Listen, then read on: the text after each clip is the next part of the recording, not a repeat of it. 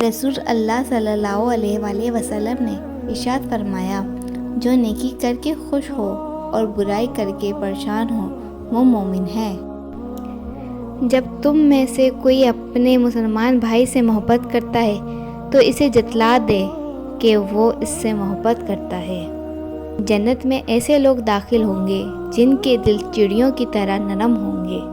جس نے رمضان کے روزوں کو فرض سمجھ کر ثواب کی امید سے رکھا وہ بخشا گیا۔ میری امت کے بوڑھوں کی عزت کرنا میری عزت کرنا ہے۔ معاف کر دینے سے اللہ تعالیٰ عزت میں اضافہ فرما دیتا ہے۔